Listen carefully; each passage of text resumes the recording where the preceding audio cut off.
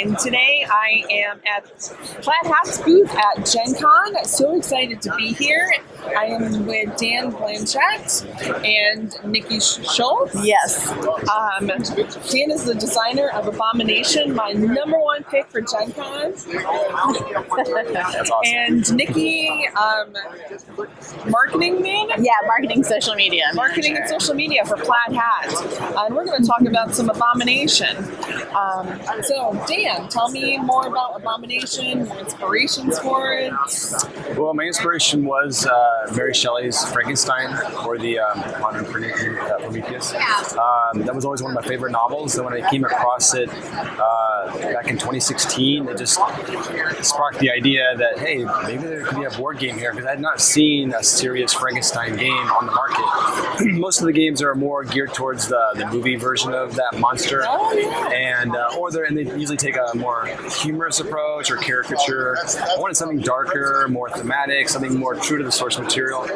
And so once I realized there was nothing there, I thought, hey, there's an opportunity. So that's how it kind of began. Yeah, I was so excited since I am a librarian and I'm such a huge book reader too, that this tackled, like you said, really source material and not kind of the, kind of kitschy Hollywood monsters. Mm-hmm. And the dark theme on it too, because Frankenstein is a really dark book. Very dark. Like so ahead of its time too. Yeah. Yep, I agree. And Mary Shelley was a pretty cool guy. Yeah, she was a teenager when she wrote this. She didn't even get credit for it for like 5 years because no one would believe that she could have written it. That her husband wrote it. So how old was her husband? Huh? How old was her husband? I don't know exactly. They don't quiz me on these. No, I was just like, Percy Shelley. He was older, but I don't remember how much. Yeah, and then the two of them, and Lord Byron too. I mean, the whole situation. Yeah. Telling stories, ghost stories. It's fascinating. Yeah, I mean, having quite the fun, I'll leave it at that. You can Google it, the fun times that they had, the summers away. I'll just say that broadly. So tell me more about the gameplay. What kind of game we have? Well, it's a worker placement game where you're competing to create your own monster. You've been recruited by the creature from Frankenstein novel to come to Paris and try to accomplish what Victor Frankenstein would not do for the creature, which is to build a companion. So in this game, you'll be taking turns going out into the city, collecting body parts. You'll be studying at the academy. You'll be buying and selling things at the market, hiring cutthroats and dog catchers. Anything you can possibly do to try to get an edge on your competition to build a monster. And then everyone's going to be spending time in their lab at the same time, basically spending the resources, which are the raw materials, to actually build each piece of your monster and then flip it over to the skin side, which represents that it's complete. And then once it's complete, you can start to try to wake it up. And you do that by rolling dice. We call it throwing the switch. And sometimes the dice can be a little unforgiving, but thankfully there's ways to mitigate that. You can collect research cards, which allows you to kind of, mitigate the dice a little bit. It's 2 to 4 players. 2 to 4 players, about an hour and a half to 2.5 hours or so, give or take. If it's the first game, it can be a little longer. But once you get to know, it definitely plays a lot faster. So talk about marketing this game. So it seems like it's had really great success too. Yeah, we early buzz. We took it to Origins, and we had a couple of extra copies that we were able to give a few reviewers, and thankfully they really liked it, and they shared across social media, and a lot of videos really bumped it up into people seeing it and wanting to know more about the game. And now that the game's about to be released, we're going to try to push it towards Frankenstein fans of the book. We're going to try to hit up people on Goodreads to let them know that this is available and that they should get it.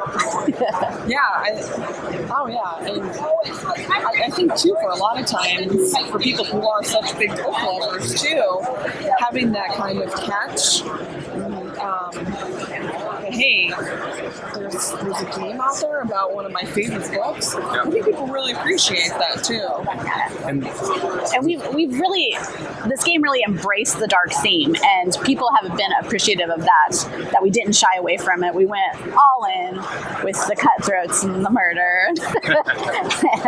And some people don't like how the body parts look and how some of the cadaver cards look, but I mean, that's what it would look like. And there's people who love how it looks. Yes, so, yeah. I think the story element is going back to the hook. They're bringing in these, people from who like the book. The story is a really big part of this game too, which I think separates it from other games like this. Is that we actually try to bring the world to life through these encounters and events that happen. They're very thematic. You're reading. There's decisions to make, and there's outcomes based on that. Yeah. Things get triggered when you visit certain areas. So it's not just a matter of just pushing the cubes around either. There's this whole narrative aspect.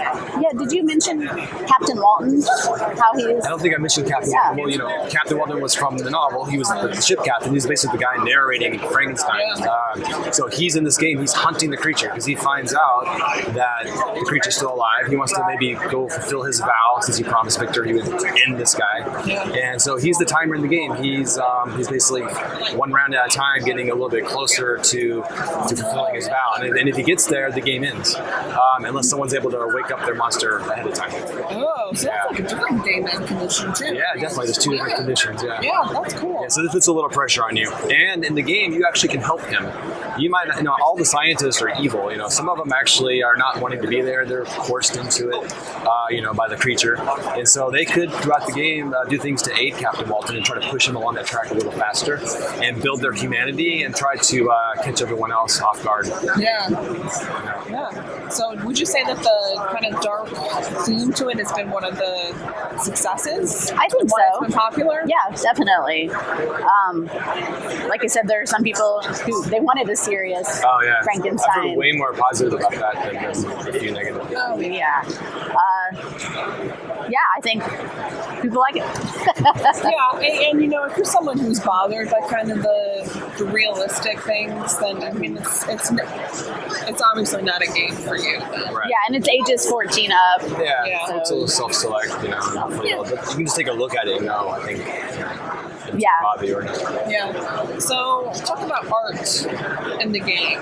Did you have any hand in that? A little, but we have a great art director, Sam Vega, and he listened to me. I was able to give him my opinion, but ultimately it was his responsibility.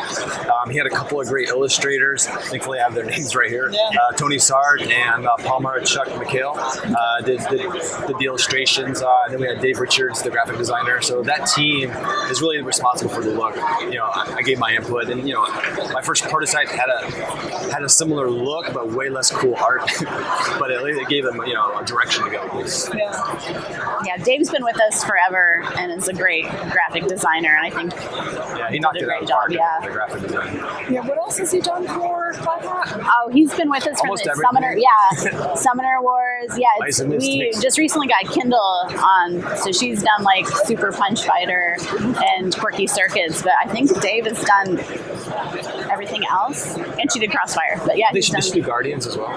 Or was that I'm not sure. So it's before my time. But yeah, Dave's basically done can't most go of our wrong stuff. with either one. Yeah, they're both great. Oh, that's cool. So price point for the game is It's $59.95, so $60. I think you get a lot in the game too. That it's got some custom dice going on. I love that the boards here are like plastic, kind of a plasticky cardboard. Yeah, they are, and they had to be thin so that everything could fit in the box. But yeah, they have a nice feel to them, and we have dials to keep track of all of your stats because, like Dan said, you're going to keep track of your humanity and reputation and expertise, and they all affect you positively or negatively in the case of humanity. But in order to build your body parts, you have to have a certain amount of expertise. And I think that the thematic mechanics of this game blow you away. Yeah, the idea of decomposing resources, Yes. which I think is kind of cool. You know, you collect these body parts, but if you don't use them, they slowly rot, basically, and eventually they'll be no good. So, Yeah. and the more fresh they are, the more points you get. So they encourage you to try to get the freshest bodies, but it's not always possible. Sometimes you just have to go to the cemetery and get what you can get. Yeah, and just kind of do this when you're. I love a good Euro that has theme with it too. We play just about everything in our house. We do tend to be leaning more towards theme. But I think that marriage is really, really cool. Because there's purpose to what you're doing too. Yeah, people always, one good compliment that I've gotten on this game that stands out to me as a designer is how integrated the mechanics are with the theme. How it feels like you're doing what you're doing, and just everything makes sense. Nothing's there that just for the game. It's there because it's the way it should be. Yeah, I put a lot into that in the design process. Research, right? Yeah. Going back to the source material. Yeah, exactly. Yeah, that's cool. All right. Thank you, Dan and Nikki, for joining me today. Thanks for having us. Talking Thank about you. Abomination. I can't wait to play it. Yeah. I'm excited for you too. Yeah. Let us know what you think. Give us your thoughts.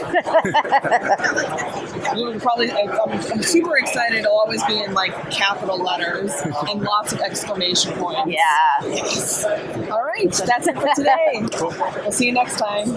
Thanks.